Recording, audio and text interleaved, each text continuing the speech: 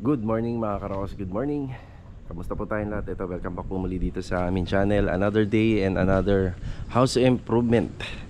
Ngayong araw po na Miyerkules, May 14. Yan, dito sa project natin sa Phase 3. Yan na, ito yung araw na kung saan kukumplituhin namin lahat. So marami na tayong mga pinagawa dito, finishing paint, general cleaning. Pero may mga konti pang bagay na dapat ikabit at saka dapat natin tapusin. So isa pa rito sila Master Ryan. So yung silicone sealant nila, yung application ng silicone sealant, may ano po yun, may finishing touch po yun sa kanila. So lahat yan iikutan po nila for silicone sealant. So itong unit na to halos talagang for turnover na kung makikita natin. Pero may mga maliliit na materialis pa kaming kinakabit.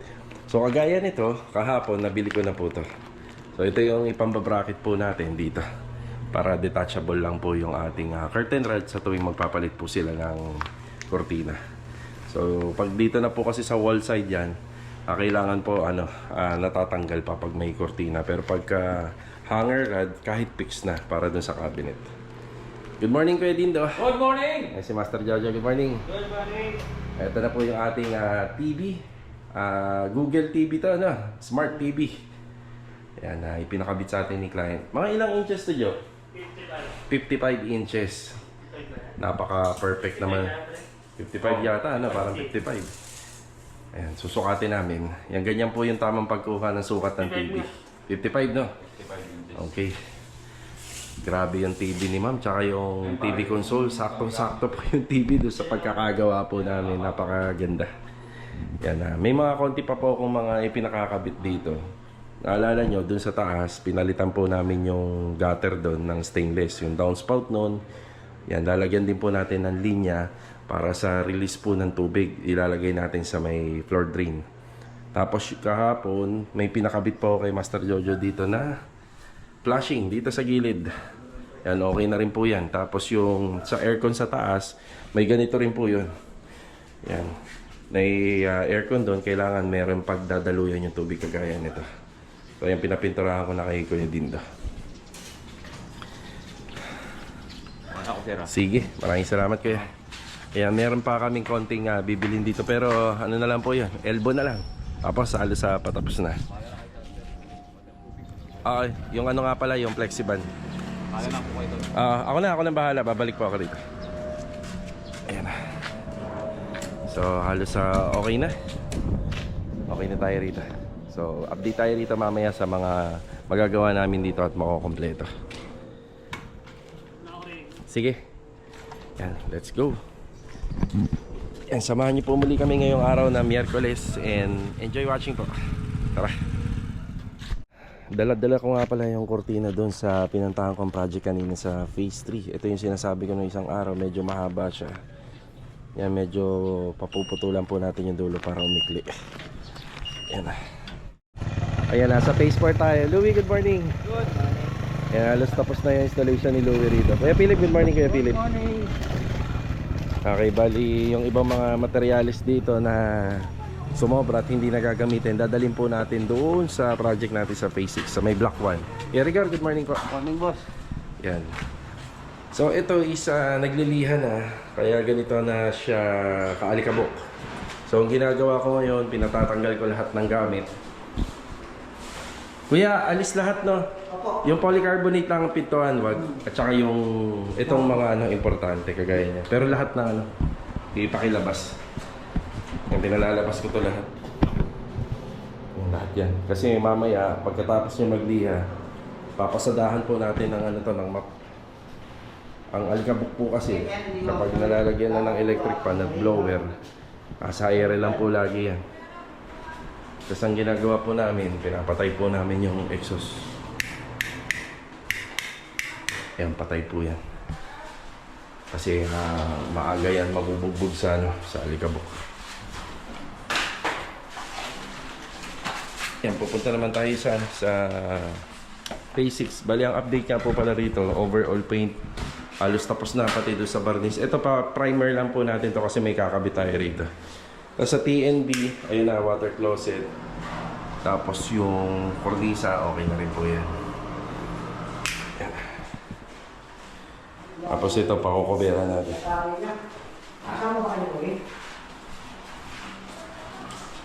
Kuya, pakikubera ng lababo ng tiles ha? Ako na magdadala niya kuya, yung lagari niya. Salamat. Thank you. Okay na tayo rito. Yan yung mga gamit. Yeah. Bali rito sa project namin. Sige, pakidala na po doon. Dito sa project namin, ano siya, labor materials. Kaya yung mga sumusobra, pwede naman po natin gamitin sa ibang project natin na labor and materials. Yan. Yung gamit ko, Lep. Ha? Yung gamit ko. Hindi na. Sakay na. Ito. Balikan mo to. Yeah, Philip, babalik ako ha. Pakilabas lahat. Thank you. Ayan, nandito naman tayo sa mga project natin sa Phase 6. Good morning sa aming mga client owner dito. Ayan, dito po lilipat si Kuya Rigor. Bali, yung pintuan po dun sa block 14 lot 30. Bali, nasa 3 po yun. Yung kinuha na natin, yan dinala natin dito. Yan, tapos yung pintuan naman po sa taas, bali 2 din po yun. Babaklasin na po ni Kuya Rigor. At dito niya na po yan titirahin lahat. Yan dito sa area na to. Medyo maluwag-luwag rito. So si Kuya Rigor, siya po yung unang laging nauuna sa mga pintura. Gawa po nun sa mga barnis. Pag barnis, yan, nauuna siya. Kasi yung mga method naman po ng pintura ng barnis, pwede naman po kasi yan na malagyan po ng mancha dahil madali po lang burahin. Yan, nauuna po siya.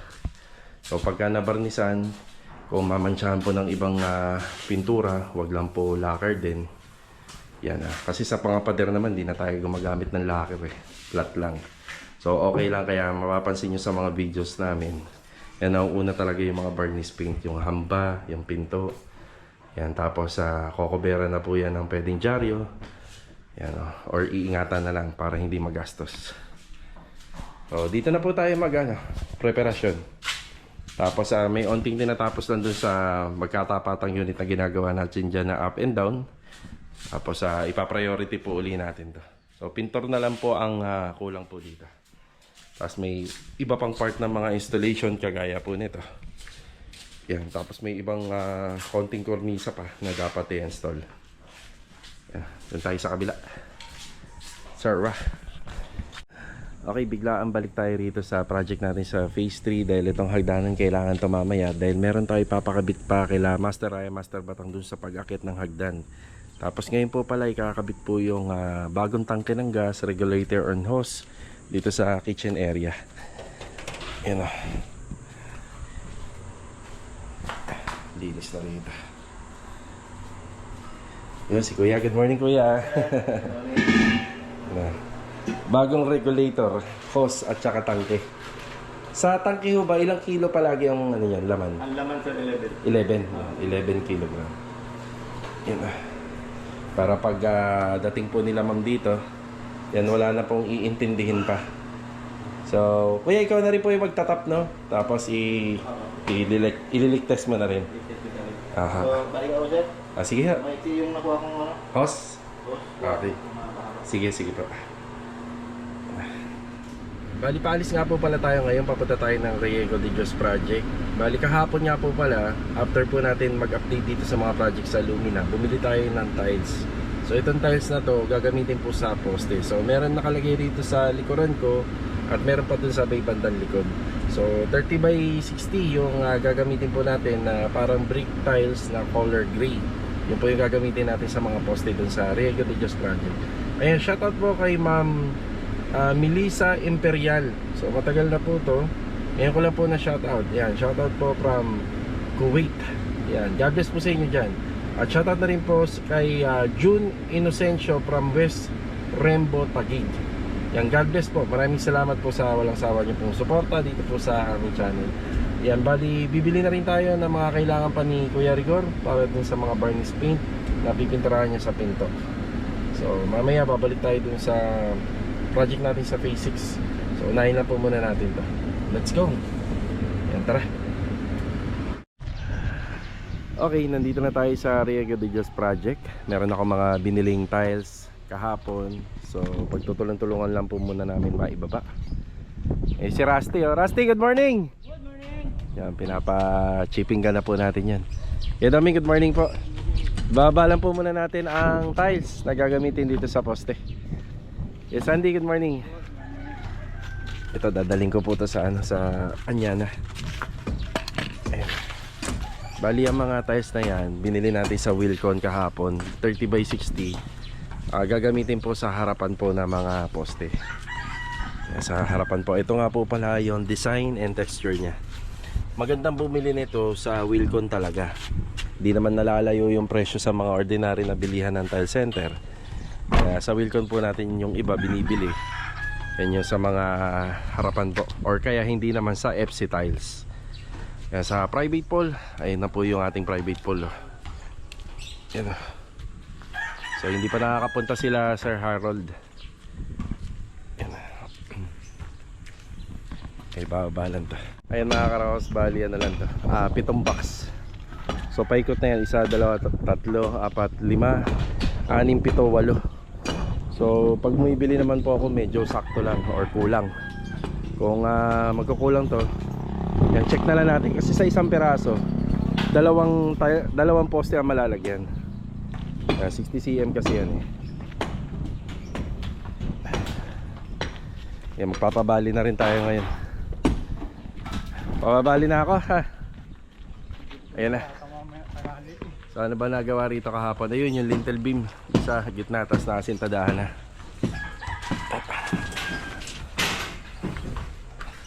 Ayan yung mga tiles.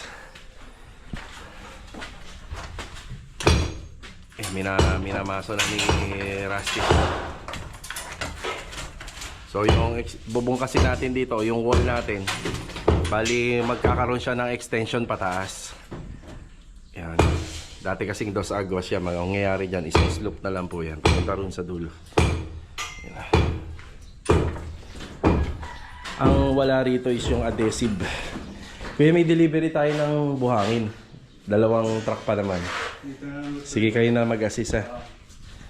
Tapos magpapasabay na rin ako ng adhesive cement para kung sakaling gamitin. Sige, ako na ako kuya. Dadali ko sa Anyana. Papansin na lang namin.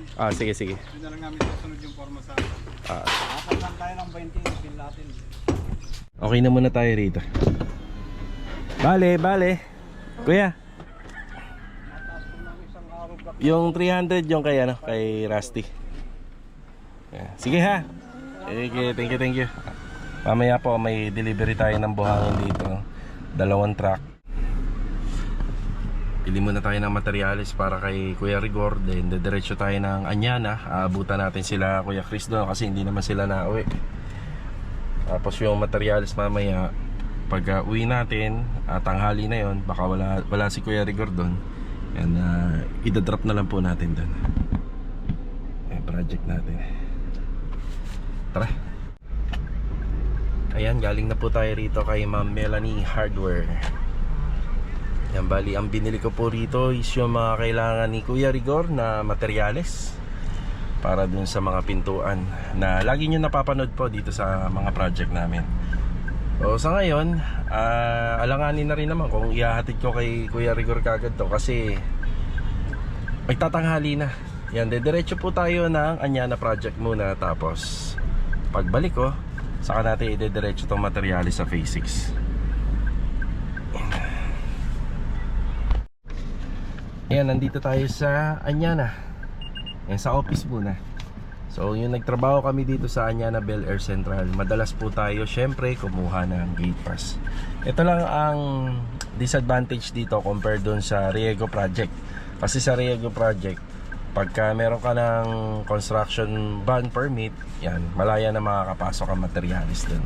So dito talagang under monitoring po nila yung mga unit na ginagawa ng mga outside contractors. Yan. So ito, 2 truck ng hakot pa ng back. So hanggang 17 na yung validity niya. So medyo hinaba-habaan na natin para tatansyahin lang natin kasi hindi naman po araw-araw ay maganda panahon. Maaaring sila Kuya Chris umuwi ng maaga or maaaring matapos kaagad nila. So ngayon papunta po ako sa Anyana East para makita po yung mga ginagawa po nila doon. Bali more on hukay lang naman eh. So malalaman natin kung gaano na ba kadami yung mga lupa para makapagpa-schedule na tayo. Yan. Oh, yeah. Let's go. Tara.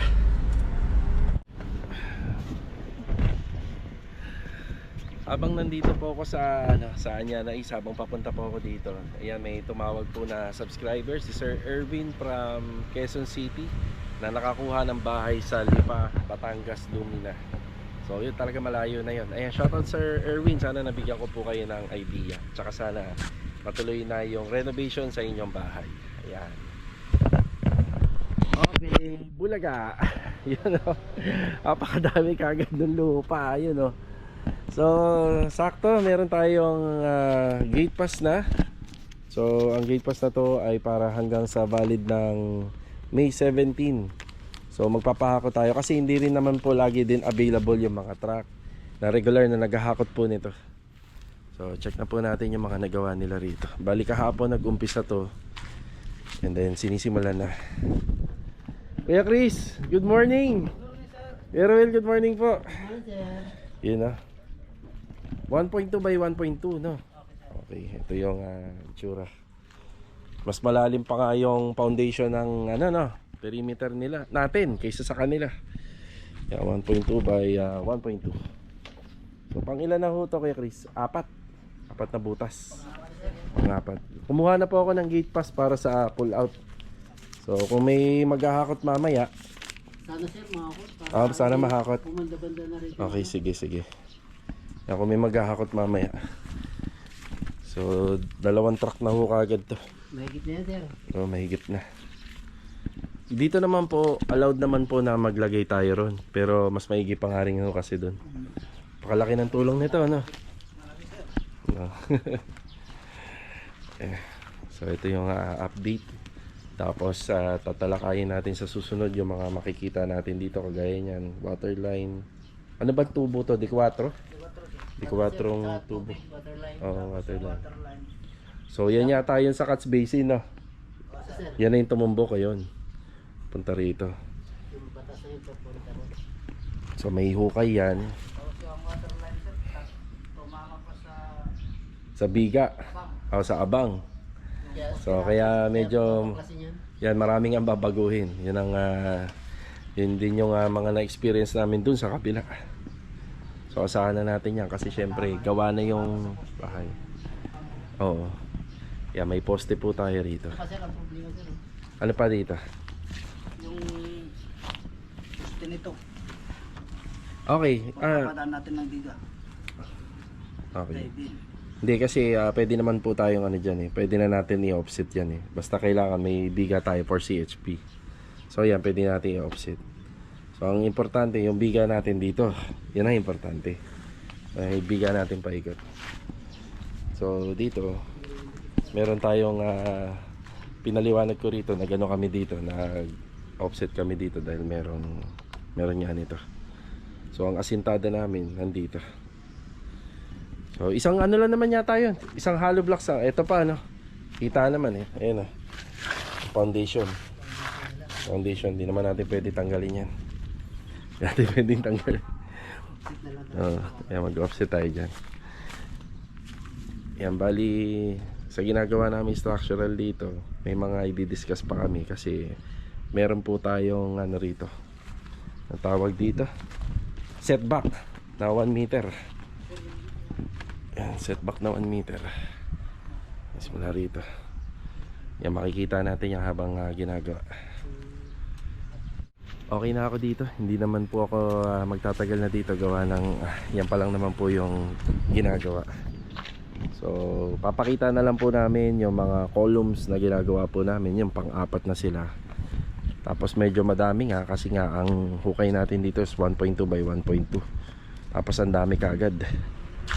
So sana mahakot. Siya nga po pala, dito pinagbabawal na yung mga tambak natin ay lalagpas dito sa sidewalk. So ito, lumagpas na kami. Nakalimutan ko magbigay ng instruction dito sa kanila.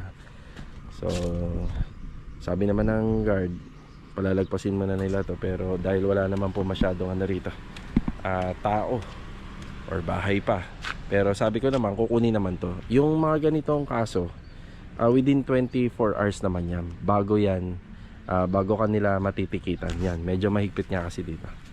So ayan, kapag mamayang alas 5 ng hapon, usapan namin kung sakaling hindi po mahakot ngayong araw, kailangan malinis tong sidewalk, i-ano na lang po nila, i-adjust na lang nila. Okay, babalik tayo ng Lumina, tapos wala nang halian. Ihatid ko muna yung mga pinamili ko. Ito nga pala yung mga pinamili ko kay Ma'am Melanie kanina. Siyempre materialis na pintura. Tapos iiwan ko na rin po itong chipping gun. Dito po yan. Pero Will, iwan ko to. Yan o. Okay. Thank you. Opya. Kaso wala extension, sir. Hindi, pagka ano na lang, hindi nyo pa naman gagamitin. Marami pang araw. Sige. Thank you. Yan, walang tao rito, break time. Umpisa ni Kuya Rigor yung pintuan natin. So ito yung mga materyales na karagdagan na kailangan niya rito. Okay, after break time, yan, balik tayo rito sa phase 6. So ito yung ongoing na magkatapatan na ginagawa namin. So sa nangangamusta nga po pala ng gawa namin dito sa Block 1 Lot 2, ang hinihintay na lang po kasi doon yung mga pintor. Yun, mabilis pong nagawa yon, kaso nga lang mga pintor na lang hinihintay. So nandun na si Kuya Rigor, nauna na. So itong sa harapan ng bahay, so ito yung tiles na ginamit natin. So sa color combination, halos nandyan sa tiles yung sa facade. So may beige, may maroon, may white. Ayan, yan yung mga makikita natin dito. Kuya Boy, good morning po Kuya Boy. Good afternoon na pala. Galing ni Kuya Boy. Good afternoon. So ito. So nakabang na rin po yung sa wire ng ating mga sa poste. Kuya Richard, good afternoon. Good afternoon. Ay, naayos na ni Kuya Richard yung mga plastering dito. Tapos ito na yung sa canopy natin. Yan na. So ito naman yung sa bubong. Industrial finish na lang po. Nakalawit na po dyan yung mga wire. Pag-install lang po ng ating mga ilaw. Pailaw natin dito. So drop light. Sampayan meron na. So sa canopy yun nakikita natin doon. Bali ang gagamitin doon polycarbonate. May konting segregation na lang kami na ginagawa rito. Ayos na rin yung sa poste. Ganda. Ganda ng mga pagkakadali ng yung sa poste. Kailangan talaga dyan tuwid. Si Marvin, good afternoon Bin. Yan na. So dito medyo makalat pa, pero paunti-unti na lang naman po na natatapos. So iba kasi rito panambak na. Yung iba dyan graba na gagamitin po sa magkabilang kitchen counter. So ceiling works tayo rito. Ito yung ginamit po namin sa kisame. Yan. Magkaiba po sila ng kulay. So yung sa taas, sa second floor nito, may pagka oak type. So ito yung dito parang wood type, o yung pinambabarnis namin mahogany, parang ganyan. So ito na po yan. Yan, meron na siya rito. Tapos dito naman, ayan, inasikaso na nila. Medyo madilim lang ng konti. Ayan, tapos dito syempre yung linya muna ng ating exhaust at saka ng range hood. Ayan, medyo madilim lang. Tapos dito naman sa taas,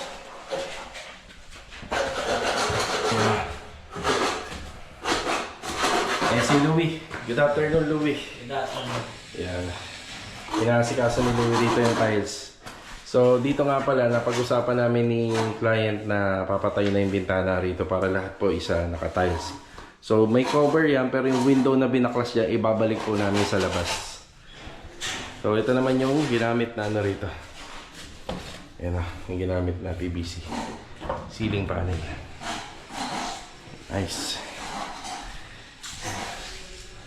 So yung pag-waterproofing nito may uhuhuli na, pero tapos na yan sa concrete topping. Okay na. Yan na.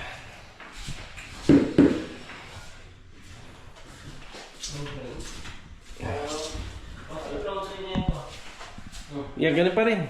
Ganun tate. Nasa dulo. Oo. Nasa dulo siya. Oh, yan. Ganun pa rin. Sa gitna eh. Ang layo. Oh, malayo eh. Sige, sige, Yung sige. ano, yung bibili. Oo. Nasa dulo yung imbudo. Ang makikita na natin dito, yung ano nga po pala na to, yung setup nito, yung dimension. Kasi laki lang po ng row house. So, water closet lang at saka shower area kagad. Na wala nang lavatory. Yeah. Dito, napakarami pang gagawin dito sa tiling. Pati nga to sa floor area, pati rito wala pa. Hindi kagaya dun sa block 1, lot 22, halos marami na po natapos dun. Kaya pintura na lang ang kakailanganin. Yan, flashing na lang to. Tatapusin na lang. Saka yung pinaka-gutter niya. So, ang itsura nga po pala ng window ayun. O, natakpan siya pero ang gagawin po namin dyan, ibabalik po namin yung bintana. So, dito naman sa Lumina, hindi naman po nila tinitingnan kung kinobera mo yung window pero dapat ibalik mo yung bintana kasi yun yung original na facade niya ni Athena. So, Athena model to.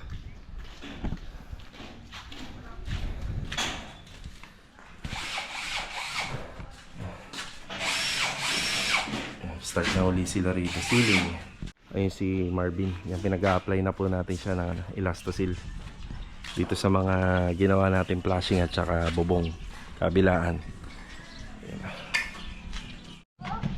Okay na tayo rito sa phase 6 at saka nakapagpabali na rin tayo ngayong araw. Okay, ingat ha. Ingat. Yan, tapos dito nakapagpa-segregate na rin tayo. Yan, para lumuwag-luwag na. Maluwag na sa kalsada ulit. Yan ha. Yung mga graba na yan, dito po galing yan sa kabila. Okay, kaya ba? Ingat. Tapos dito, yan, pinaluwag na rin po natin. So sa lahat ng mga nakita nyo bakal dito na nakatambak dito nung bago kami gumawa ng roofing process, ito na po yung natira. So ito magagamit na po namin dito. Tapos kulang pa yan, may karagdagan pa.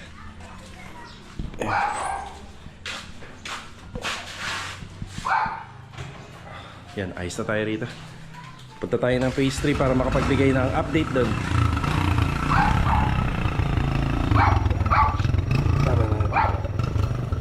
Metro. Grabe init ko ya. Napakatindi. Samantalan mo siya, sayang naman. Para makakuluwa. Ba't walang drink to? Ganyan talaga yan, sir? Ganyan talaga kuya. Ah. Balang araw naman ho kasi magiging toilet and bathroom yan. Pero dyan naman napupunta lahat ng tubig. Oo. Napunta naman dyan. Oo. So ito na ang sitwasyon dito. Tapos merong iilan mga tubo na nakatakip kasi propose yan balang araw kapag pwede ng second floor to itayo. Diyan na tayo kukuha ng linya.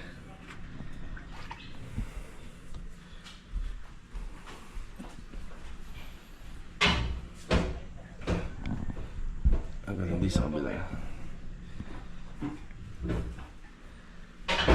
Tato mo yan, sir. Sige.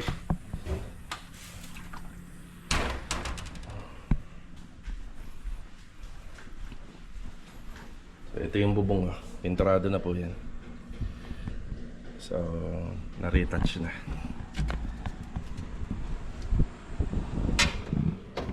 Bali yung window dito, nakobera na po talaga yan kasi naglagay po tayo ng dyan ng cabinet. Tapos ito kalahati na lang. Yan na. Yung kalahati na lang yung window. Ipifix na po yung mga doon, yung mga pintuan ng window. Yan. Ito na lang yung nabubuksan, tapos itong kalahati. Tapos itong projector naman po natin kapag binabato, ito yung pinaliliwanag ko dati, hindi naman siya tatama. Yan. Yan, retouch na rin po ito. Hindi na ako makapunta doon gawa ng pinipinturahan na ni Kuya Dindo. Si Master Ryan niya po pala, kung matutuloy, merong wire dito na galing po sa CCTV. Pero po siyang ilalagay dito para maitago. Para maganda lang po siya tingnan kahit papaano. Yan po kasi, ayan, kikita yan. Halos kumpleto na po rito. Yan. halos kumpleto na at pwede na pong may turn over. Ang kailangan na lang po rito sa harapan ng bahay, yung retouching paint ng gate at saka yung paglilinis nitong mga tiles sa poste. Yan, halos kumpleto na po lahat. Yung retractable na sampayan din, nandito na rin tayo. Ba? Halos kumpleto na. Tapos yung sa gas tank, yan, meron na rin po. Yan. Yan. Para kung sakaling magluto sila client, ayan, available na. Naikabit na rin namin yung TV rito. Ayan. Ganda-ganda. Tapos sa silicone sealant na lang kila Master Ryan. Yan. Iikutan na nila Master Ryan to for silicone sealant. So pinapupunta ko na sila ngayon. Tingnan natin kung makakapunta po sila. Yung hagdanan ready na. Pero kung sakali naman, pwede naman pong ipagpabukas kasi silicone sealant na lang naman po yun.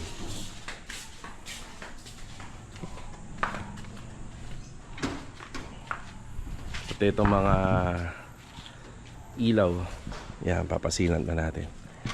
Ay si Master Jojo, pinipix niya na po yung mga yung mga bintana natin.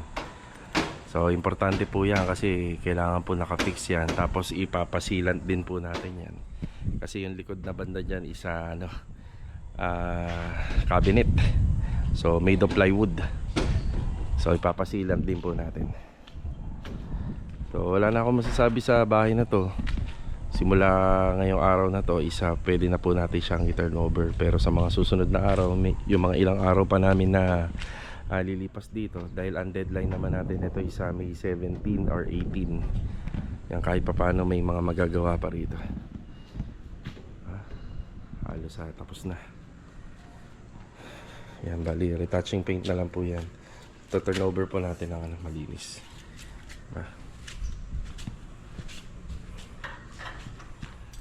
Bali ito mga karos, hanggang dito na lang po muna yung vlog natin ngayong araw po na Miyerkules. So abangan po natin dahil may finish video or finish project turnover na naman po tayo dito sa phase 3. So check na rin natin kung pinasasabi ni client kung magkano ba yung renovation, pero kung hindi naman po, baka magbigay na lang po tayo ng full details sa mga ginawa po namin dito sa project sa phase 3. So isa to sa pinakamagandang ginawa po namin dito sa Lumina na isang single firewall up and down na 54 square meter lot area. So sa mga nag-aabang, so pakihintay na lang po nung video. So ito nga po pala, binabati ko si Ma'am Maria Asuncion ng happy birthday, God bless and more birthdays to come po. So paano mga karos, maraming salamat po sa walang sawa niyong suporta dito po sa aming channel. God bless po sa ating lahat. Ito, paalam po muna.